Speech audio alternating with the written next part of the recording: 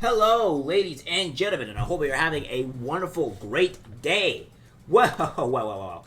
It seems that the great day seems to be falling upon us. At least, the non-great day, which is California. Now, California, we all know that it's a great state. It doesn't promote crime. It doesn't promote thieves. And in fact, it's one of the safest places in the country. If you guys don't know that sarcasm, then I don't know what to tell you. But of course, the state is an impregnable foothold that we should all take honor in. Except, there's one great thing that that California is just getting wrong. And then that might just be Senate Bill 553. Now, what this bill is that this is called the Occupational Safety, Workplace Violence Restraining Orders, and Workplace Violence Prevention Plan. Which, this was introduced by Senator Cortese, the guy that you see in the thumbnail here. Because, of course, without us trying to, showing these people who really put in these laws, how else are we supposed to know?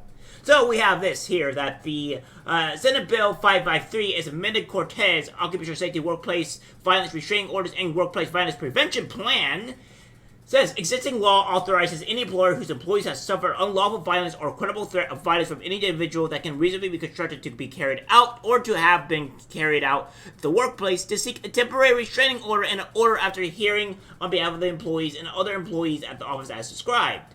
This bill, commencing January 1st, 2025, would also authorize a collective bargaining representative of an employee as described to seek a temporary restraining order and an order after hearing on behalf of the employees and other employees at the workplace. As described, the bill would require an employer or a collective bargaining representative of an employee, before filing such a petition, to provide the employee who has suffered unlawful violence or a credible threat of violence from any individual of an opportunity declined to be named in the temporary restraining order. Under the bill, an employee's request to not be named in the temporary restraining order would not prohibit an employer or collective bargaining representative from seeking a temporary restraining order on behalf of other employees at the workplace. And if appropriate, other employees at other workplaces of the employer, the bill would make various conforming changes. Existing law, the California Occupational Safety and Health Act of 1973, imposes safety responsibilities on employers and employees, including the requirement that an employer establish, implement, and maintain an effective injury prevention program, and make specified violations of these provisions a crime. The Act is enforced by the Division of Occupational Safety and Health within the Department of Industrial Relations, including the enforcement of standards. I'm talking about the Occupational Safety and Health Standards Board. We have this here. This bill would require every employer, as defined, to also establish, implement, and maintain at all times and at all the employees and facilities a workplace violence prevention plan as part of the injury prevent program, as described. The bill would require the employer to record information in a violent incident log about every incident, post-incident response, and workplace violence injury investigation required to be performed as the workplace violence prevention plan as described. The bill will require the employer to establish and implement a system to review, at least annually and in conjunction with employees and their collective bargaining representatives, if any of the effectiveness of the workplace violence prevention plan as described. The bill would require the employer to provide effective training employees that addresses the workplace violence risks that employees may reasonably anticipate to encounter in their jobs as described.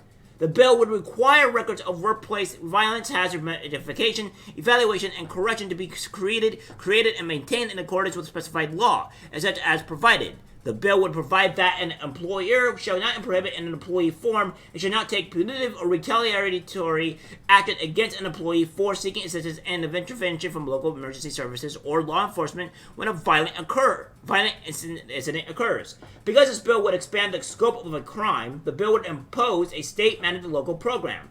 The California Constitution requires the state to reimburse local agencies and school districts for certain costs mandated by the state. Statutory provisions establish procedures for making that reimbursement. This bill would provide no reimbursement is required by this act for a specified reason. My apologies.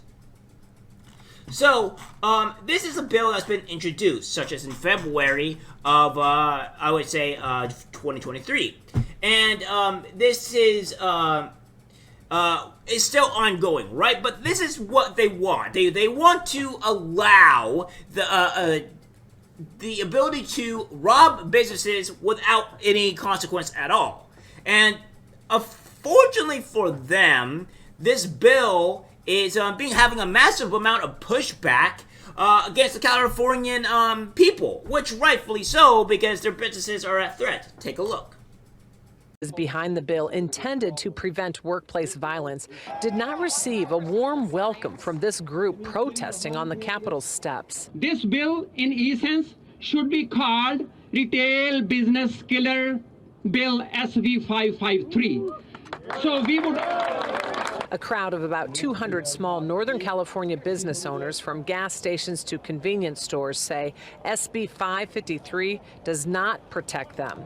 Many are members of the American Petroleum and Convenience Store Association.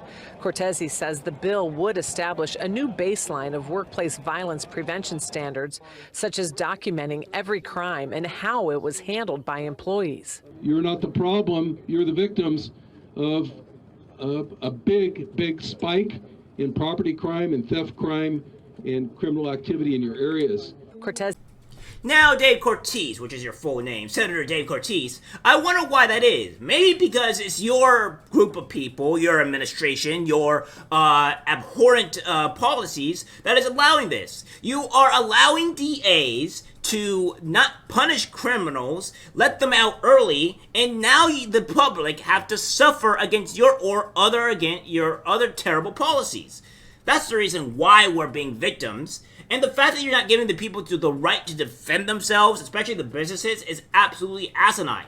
Here's the thing: I think what we're seeing here is that that this bill wants to have a bunch of paperwork. Now, maybe the large businesses can be able to afford this or be able to get away with it, right? Maybe they can, but the small businesses can't. They are not able to do this. So mostly because they're small, they don't have a lot of staff, and it takes a lot of their time to go through this immense amount of paperwork. So if they got to go through an immense amount of paperwork to file every single time that they get robbed, which, by the way, is going to embolden the thieves, right? The criminals, right? Because if the criminals know that they can go rob a store and they have to do a whole bunch of paperwork before they can even, the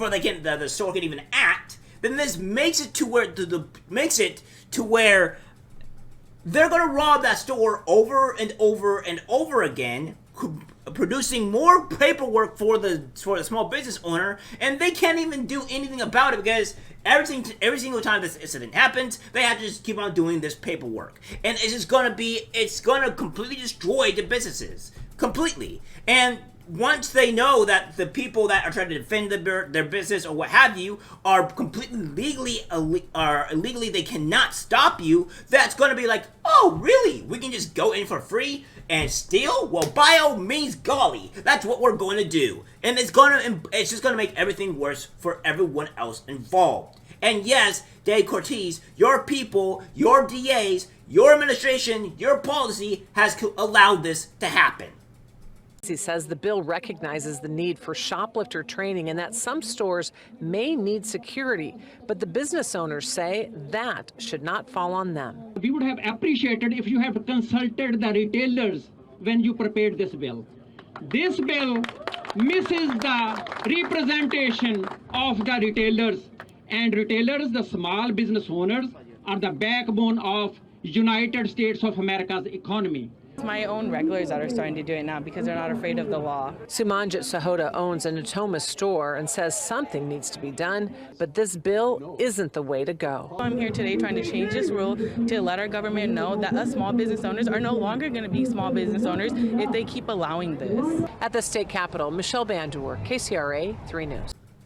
And I agree with you, but lady, there's also another thing that you have to understand as well, that this should not be allowed, and this is a huge problem for you small business owners. The problem of the matter is that you voted for it. Now, as much as I could say that Senator Cortese is also the problems why these things are happening, why these DAs are being allowed to go free, at the same time, you California voters are also the crutch of it. we have an issue to where you people vote Democrat, get these DAs, and then it's an issue. Now, I understand, and some people are like, okay, well, you can't vote for them. It's like, it's a common thing for all these Republicans or all these people to say, like, oh yeah, they vote for them. Well, it's like, yes, that's true. But the point of the matter is we're saying it because it is true, it is fact, and the only other way we can make them say otherwise, like, oh, what do we say? Oh, well, you're not the problem, you're not the issue, you didn't vote for this? Like, what? It's like, okay, you can say that you are misinformed, you voted incorrectly, but that's just the reality of everything. These people voted wrong. These people get what they vote for. And there's nothing wrong with saying that. But you also have to show them the correct way on what's going on, what they voted for. And unfortunately for them, they are really living the reality of what their votes are for. I just don't think they're aware enough that the people they voted for are Democrats, or the people is their main issue. But regardless of that fact, this is a problem that the Californians are facing. This is a problem that the Californians have to deal with. And this is going to be a travesty, an absolute nightmare for the Californians and all businesses, because if this goes through, all these small businesses are going to crash eventually. They're going to fall. They're going to go out of business. It's just done. And then at that point, there is no products, there's no food, there's no nothing that's going on within California, because now the businesses are gone. The criminals, the thieves have pretty much eliminated the chance of having them ever up, because there's going to be too much paperwork, there's going to be too much crime, there's going to be too many stolen, and they're going to wrap it up and move somewhere else, and people are going to suffer immensely for it. So let's see what happens, but I don't think there's going to be anything good. Normally what happens in California stays in California, and it still happens, and we got to hope that something changes. But for what I see, it's not looking good. The Californians are rightfully angry, and hopefully we can change for the better.